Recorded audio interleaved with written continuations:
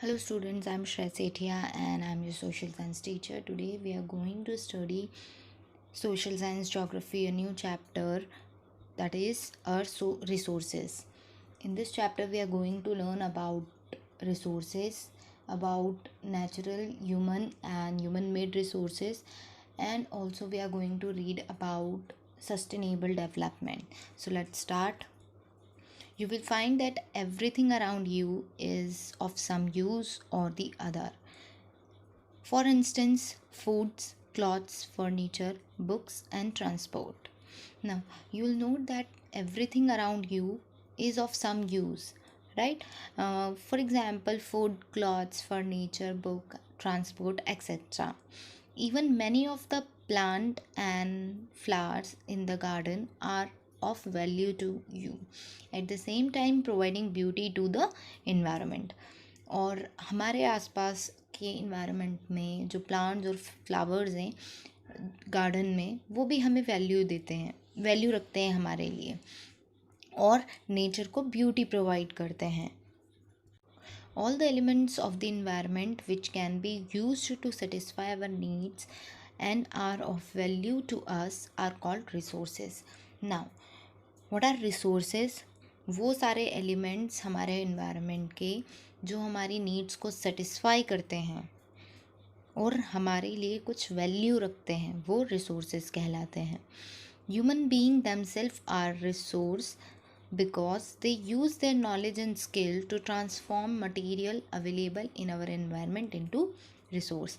अब human being भी एक रिसोर्स कहलाता है बिकॉज वो अपने नॉलेज और स्किल से जो हमारे आसपास मटेरियल्स अवेलेबल हैं उससे रिसोर्स में कन्वर्ट करना जानता है. ठीक है, इसीलिए ह्यूमन बीइंग को भी क्या कहा जाता है? रिसोर्स कहा जाता है. Thus, any material from nature become a resource as when human find it useful and attach some value to it.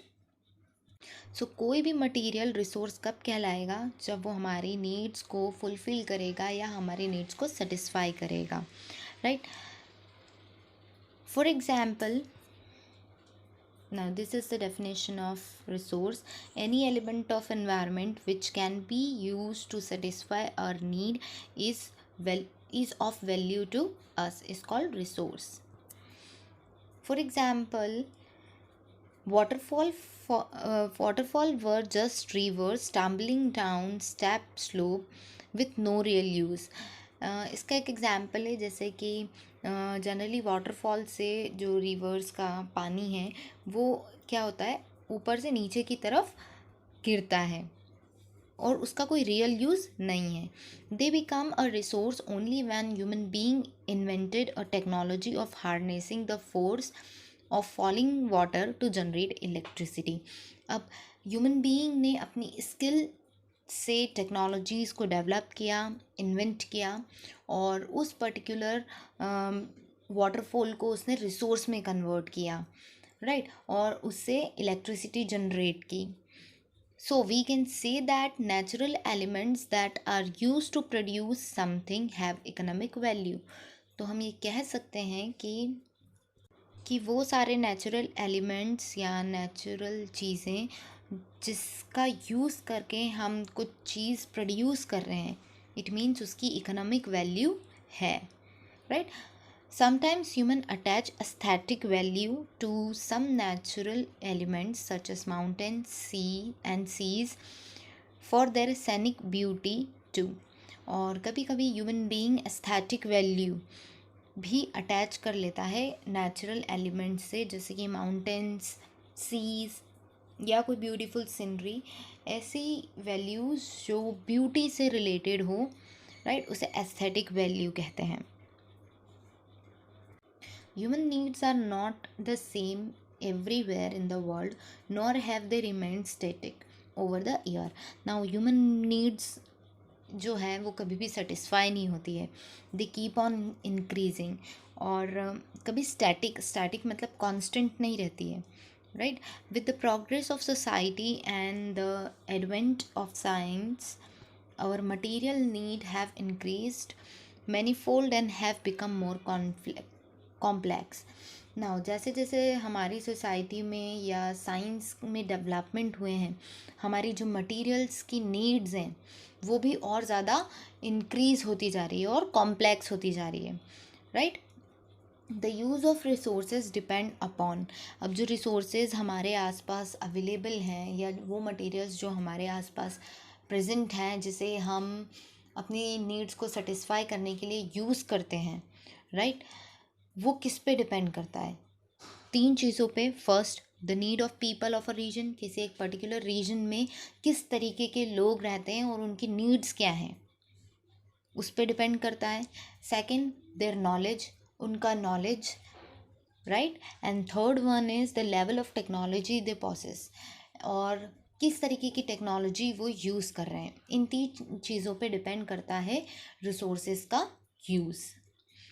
Now the mineral deposits in Africa were not valuable to the native as they were ignorant about their use. अब इसका एक example है, Africa में mineral deposits थे and they were not valuable to the natives, वहाँ के जो localised लोग थे उनके लिए वो चीज़ वैल्यूबल नहीं थी। When the European settlers explored and developed the mineral deposit, they became important resource।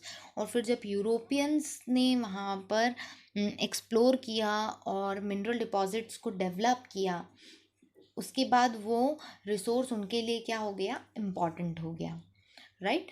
सो ये इसका एग्जाम्पल है।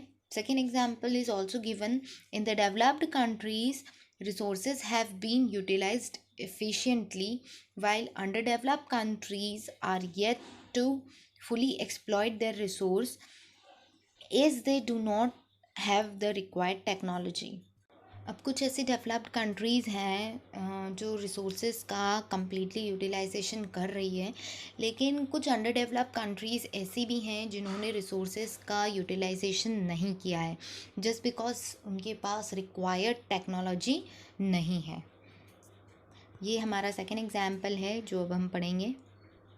The importance and use of a particular resource also change with time. अब किसी एक पर्टिकुलर रिसोर्स का यूज़ टाइम के according change होता रहता है। For example, the forest in India earlier provide only timber and firewood to locals. अब India के जो फॉरेस्ट हैं वो पहले क्या प्रोवाइड करते थे, timber and firewood. After being converted to national park, not only do they preserve the flora and fauna, they also promote tourism and generate a lot of income. Now, since उन particular places को national parks में जब convert कर दिया गया तो फ्लोराज and फोनाज भी preserved रहने लगे, टूरिज्म प्रमोट होने लगा और उससे बहुत सारी इनकम भी जनरेट होने लगी। Therefore the term resource does not refer to a thing or a substance but to its function or its ability to fulfill human need। और इसीलिए कहा जाता है कि रिसोर्स कोई एक पर्टिकुलर थिंग या सब्सटेंस नहीं है, ये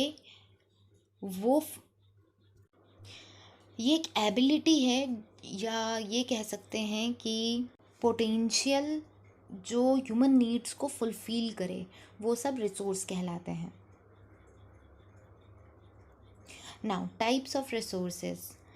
Now, according to the nature of resources, they can be classified into 3 types: natural, human and human made।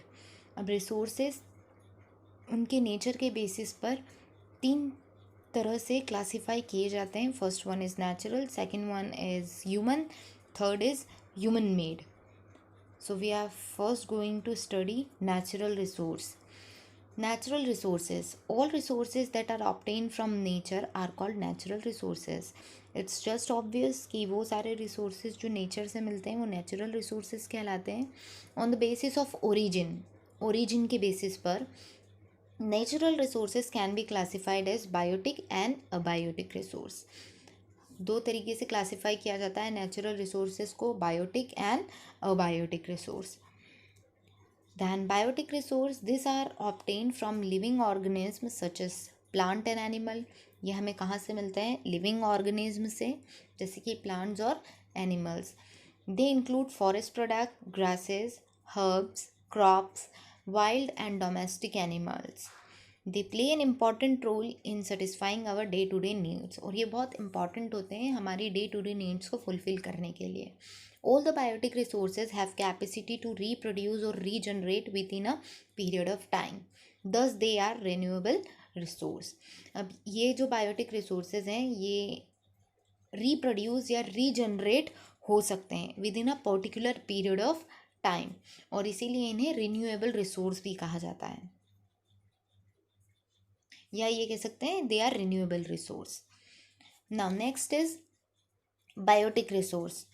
They are obtain from non living और फिजिकल इन्वायरमेंट. ये वो रिसोर्सेज हैं जो नॉन लिविंग इन्वायरमेंट या physical environment से obtained होते हैं, जैसे कि land, soil, water, air, rock, mineral are abiotic resource. ये सब क्या है? अबायोटिक रिसोर्स है. ह्यूमन्स यूज दैम डायरेक्टली और indirectly to satisfy their needs. और ह्यूमन बीइंग इसे डायरेक्टली और इनडायरेक्टली सेटिस्फाई करने के लिए यूज़ करता है. Some abiotic resource like mineral are non renewable while some of them like water, air are renewable.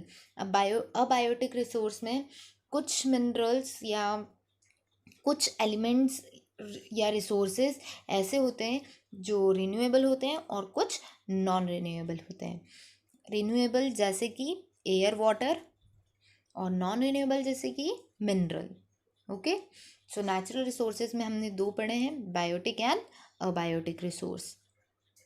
This was on the basis of origin. So this is biotic resource and this is abiotic resource. They are obtained from living organism, they are obtained from non-living or environment या physical environment. On the basis of their renewability, natural resources can be classified as renewable resource and non-renewable resource. First we are going to study renewable resource. Some resources like sun, wind, water and sun do not get exhaust even after continuous use. अब कुछ ऐसे resource जैसे कि सन, light, wind, water, sand, ये ऐसे resources जो कभी exhaust मतलब फिनिश नहीं होते हैं even after continuous use. This are inexhaustible resource. और ऐसे रिसोर्सेज को इनएग्जॉस्टेबल रिसोर्स कहते हैं. Some resources are limited in supply and get damaged. But कुछ ऐसे रिसोर्स होते हैं जो लिमिटेड होते हैं और कुछ टाइम में डिमिनिश मतलब ख़त्म हो जाते हैं after every use, but have the capacity to reproduce and regenerate within a period of time. अब इसके अंडर भी कुछ ऐसे रिसोर्सेज होते हैं जो जिनका सप्लाई लिमिटेड होता है और वो ख़त्म हो जाते हैं अगर उन्हें कंटिन्यूस यूज़ किया जाए, लेकिन वो रिप्रोड्यूस या रीजनरेट हो सकते हैं within a period of time. किसी पर्टिकुलर टाइम में वो रीजनरेट होने की कैपेसिटी रखते हैं. They are called renewable resource. और ऐसे रिसोर्सेज को रिन्यूएबल रिसोर्स कहते हैं. They include biotic resources like plant, animal and humans, जैसे कि प्लांट, एनिमल और human beings. Next is non-renewable resource. Some resources get completely exhausted after use and cannot be replaced. अब कुछ ऐसे resources होते हैं जो completely exhaust हो जाते हैं, completely ख़त्म हो जाते हैं अगर उन्हें यूज़ कर लिया जाए और उन्हें रिप्लेस भी नहीं किया जा सकता है. These are द एग्जॉस्टिबल और नॉन रिन्यूएबल रिसोर्स. और ये नॉन रिन्यूएबल ये रिन्यू नहीं हो सकते हैं. They include all minerals like iron, copper and fossil fuels like coal, petroleum and natural gas. ये इसका एग्जाम्पल है. आयरन, कॉपर, फॉसिल फ्यूल्स जैसे कि कोल, पेट्रोलियम एंड नेचुरल गैस, इन्हें एक बार यूज़ कर लिया जाए तो ये रिप्रोड्यूस या रीजनरेट नहीं हो सकते हैं. Some of the minerals like iron, gold and silver can be recycled with the help of technology. लेकिन कुछ ऐसे मिनरल्स जैसे कि आयरन, गोल्ड और सिल्वर इन्हें रिसाइकल किया जा सकता है with the help of technology.